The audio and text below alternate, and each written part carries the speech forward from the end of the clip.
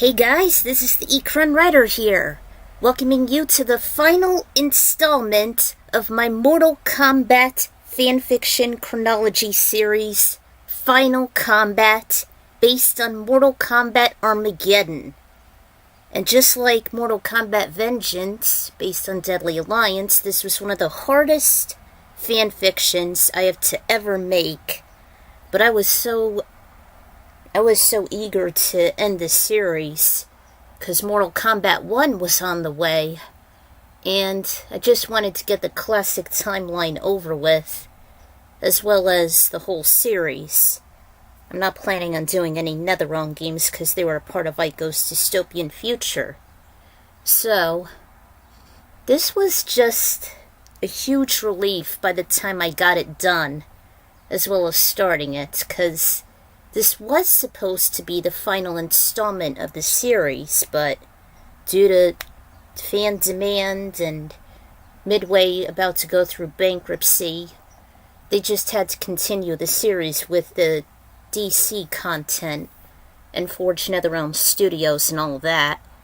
But this was supposed to be the original end of the Mortal Kombat series, and so, thus, this shall be the end here. It is Armageddon, after all.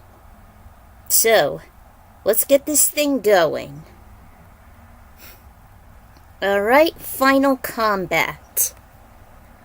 This is it, fans. There is no accident that this would imply it's the end. The last book of my Mortal Kombat chronology. It's based on Mortal Kombat Armageddon, and sometimes these epics, even the material I'm unfamiliar with, can really be a grind. Perhaps in the future I might make a one-shot here and there as filler, but as always my brain won't shut up on closing the last chapter of the classic era. Just like what the great Clement did, saying farewell to classic Sonic, and eventually a Sonic retrospective, I'm doing the same here. Of course it's going to be a large chore to create, even when highlighting the end and conquest, like the other epics, but it's to be expected. For now, I shall take place soon after the events of Return of the Dragon King, and here is the prologue. After Liu Kang reunited his soul with his recovered body, courtesy of Raiden and Fusion in the Sky Temple, he settled with Kitana at Edenia for a while, away from the constant conflicts. The palace grounds had astonishing sights to explore, and the royals and inhabitants were surprisingly friendly, including the Shokan and Centaurs, who used to war with one another. The guards and monarchs were just as welcoming, and Jade and Sindel gave the pairing the greatest appreciation. Night soon fell, and the beta couple began to relax with Kitana's chambers. She even proposed to him with an Edenian opal. I think that's how you pronounce it. Their love began to flourish since that serene day and evening, and Kitana wished it would last forever, even the pyrokinetic. However, due to having his duties as protector of Earthrealm, Liu soon left and mingled with the stupefied and ecstatic monks. He went, leaving a bewildered Kitana, recollecting all the wrongdoings she committed as being one of Onaga's generals, and lamented on all the wars she and her allies fought, deep within her violet chambers. She even looked out her tall arched window, which was slightly agape, as she breathed in the crisp air. Suddenly she felt a rush of hot air at the back of her neck, and saw a bright orange hue in her peripheral vision. She looked behind her abruptly, only to find what looked to be like a male humanoid, who almost had the same shades and coverings like Iron Man, clad in crimson and canary. He stood as stiff as one of the stagnant trees contrary to those in the living forest. In a vehement tone he introduced himself as Blaze, the embodiment of fire, heat, and lava. Kitana was astonished. Blaze? The deity of Edenia? The creation of Lady Delia and Lord Argus? Indeed, I have come to alert you on a very serious matter. He informed Katana that her premonition of a looming conflict was correct, and that she must unite the forces of good once more for a coming battle to preserve the realms and all of existence. Disheartened, Katana just fell to her knees. She began to hunch over as she sobbed, her eyes flowing with tears. "When will it ever end?" she implored in a shrill cry. "Every victory leads to more conflict and greater adversaries." "Can you blame her?" Blaze simply just rose a hand and replied, "If all goes as planned, your enemies will be destroyed." The Edenian slowly rose her head, pondering on the foreign entity's words. Meanwhile, there was a disturbing vision in which all the combatants within two factions clashed each other brutally and to the death, scaring away a lone vulture who was munching on the remaining meat of a leftover corpse. Actually, this is the intro to Mortal Kombat Armageddon.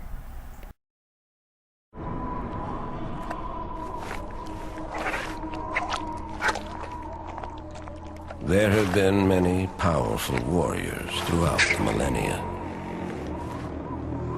But ages of mortal combat have begun to tear at the fabric of the realms. The critical point has finally been reached.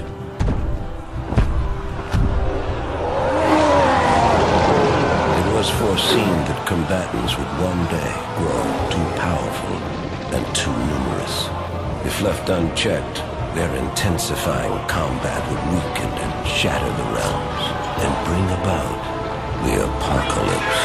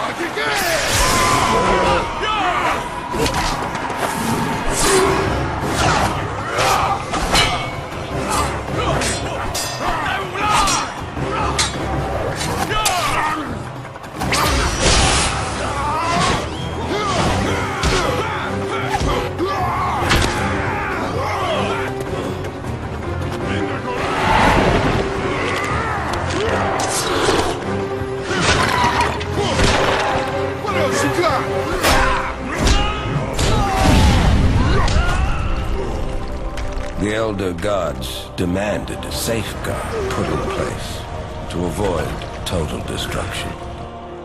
One that would make use of the combatants' insatiable bloodlust. Like moths to flame, they would be drawn to battle.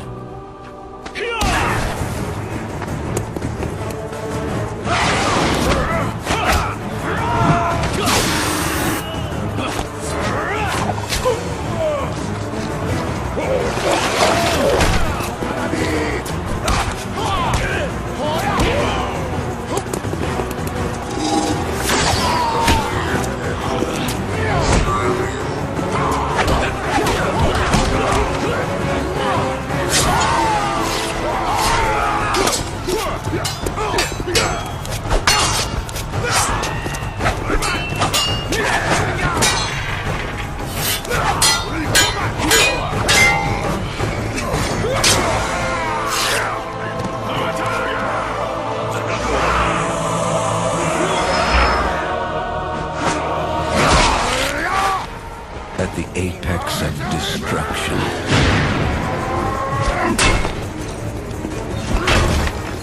alliances will be broken.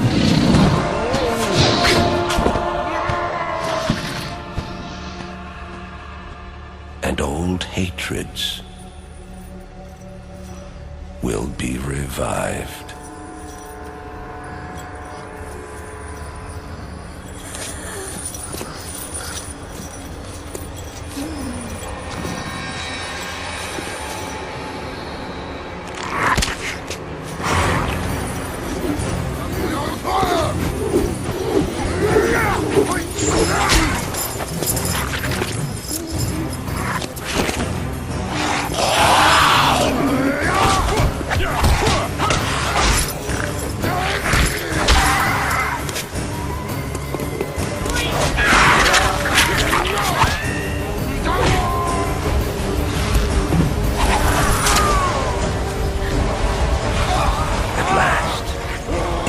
come to this final battle.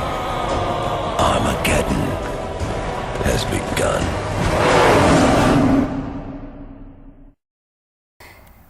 Armageddon has begun, and it's freaking blaze.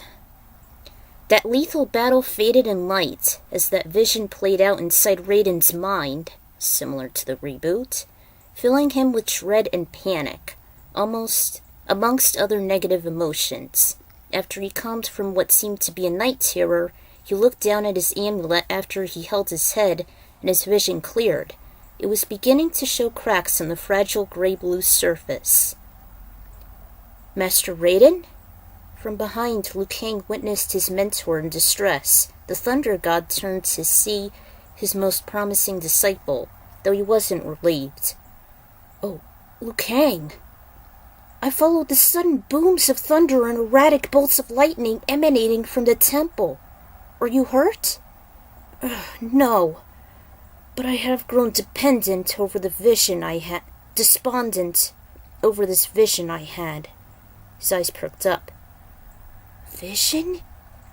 You mean... you saw it as well? The impending battle of Armageddon? He bit his tongue and only let out a slow nod. Raiden just stood up and walked slowly over to the devoted monk. Liu looked up with his guardians, wearing a somber expression. Liu Kang, what I'm about to describe to you was a long-lost secret, only shared amongst us within the Pantheon, and is forbidden for mortals to know. Those malevolent visions that we apparently both saw was the beginning of the end of all the realms, all of existence. And that fiery entity was Blaze, who is supposed to be the embodiment of the end. Armageddon has begun. Well, this is shorter than I thought. At an opaque cavern, a female Adenian received word from her lover as she walked up to him, a male which looked Oriental, consisting of a pair of white eyes and a thick silvery dew tied back into a ponytail, laced onto the same sacred medallion with golden and clear blue. Cracks began to form on its surface as he muttered in despair, "It has begun." I won't unveil the identity of the random Oriental just yet, although he will be a special addition throughout the story here. In fact, I've been dropping hints here and there of this god's involvement, but I won't fill in all the details.